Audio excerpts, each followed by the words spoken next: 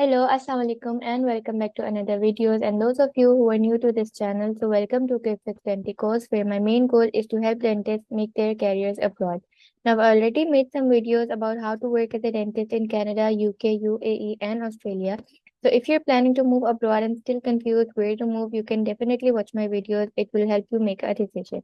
Now, in this video, we're talking that how you can work as a dental hygienist in Ireland. Now, I've received many comments about asking at how to work as a dental hygienist in Ireland. So I thought to make a separate video for it. Now, I'll be sharing all the details plus the exam stuff. So make sure you watch the video till the end. And now, without any further ado, let's begin.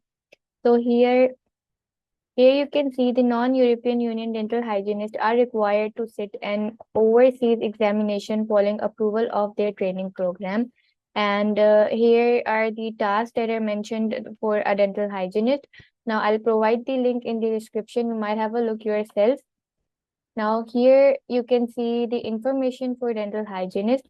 The first two paragraphs sums for the individuals who have obtained their dental hygienist degrees from Ireland or in UK, but we're talking about the qualification outside of Ireland and the UK.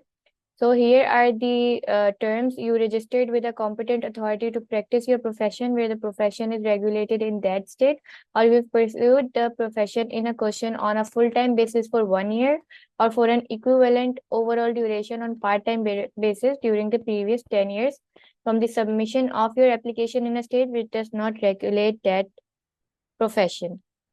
Now here we'll move. Now, the application detail for auxiliary dental workers.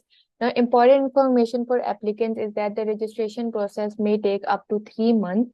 And the registration process, you will have to apply those applying for registration. Please submit by post to the address above. You have to submit a complete application form, your identification, photocopy of your qualification, proof of language proficiency, letters of good standing or certificate of current professional status, translation, and registration fee. Please read the checklist below when compiling your application. So we will check the checklist, which is just repeating the points I just told you. You have to submit your application form, which I'll be showing you in a while. Your identification, which will include your photocopy of your passport, your photograph, and a signature must be visible. Now, I'll provide the link in the description so you can have a look yourself also. You have to submit the language proficiency, photocopy of your qualification, letters of good standing, translation in case your documents are not in English. So you have to get them translated in English, and you have to submit the registration fee. Now, looking for the assessment form for those applying for assessment, please submit by post to the address above. Now, in case you're wondering what the address is, so here they have mentioned the address. You have to send your details to this address.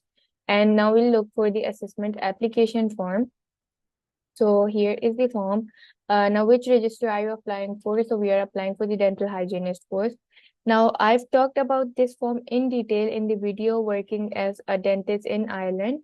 So you may find this video on my playlist of Ireland, the first video. I'll also provide the link in the description. So if you have any confusion, make sure you watch that video.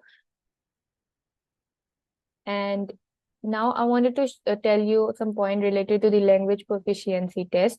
So you will be deemed proficient if you practiced as a fully registered dental profession in a member state whose official language is listed as English for 3 years out of the 5 years preceding the submission of your application. The countries outside the European Union that have English listed as an official language may be considered. Now, this point means that you may be exempted from the English language test if in the first 5 years after completing your degree. Now, if in those first 5 years you have practiced for 3 years in your country, so you will have to provide a certificate from the competent authority that is the competent authority is the place that where you were working. If the competent authority provides you with a certificate that you're working here for 3 years where the language was English, so you may get exempted. Now here acceptable proof of proficiency in the English language that must accompany your application. Now here's the point which I've been telling you, 3 years out of the preceding 5 years practice. Now here you can see a certificate from the relevant competent authority where stating that you have been fully registered and engaged in a full-time practice for 3 years in the preceding 5 years. Now, if you don't have this certificate from the competent authority, you have another option is that you may submit employer reference to confirm that you have been engaged in the relevant dental profession to which you are applying, the duration of employment, the location of employment, the nature of the employment, either it's for full time or part time, and confirmation that the work undertaken by you was done so primarily in English. Now, these are the two ways in which you can get exempted in the English proficiency test, and you all can take benefit from this point. And if you're not falling into this category, so you may have to give the English language. You will definitely have to give the English language test, which is OET in dentistry and academics. If you want to pursue your higher studies in Ireland, so you have to give then you'll have to give IELTS. And here is the minimum pass score for OET and for IELTS. Now, this brings us to the end of this video. I hope you liked this video. And if you did, so please hit the like button and do subscribe to my channel as I keep coming up with such videos. Now, if you have any confusion, any questions, you can drop them in the comment section. And please do tell me in the comment section what video you want to see next.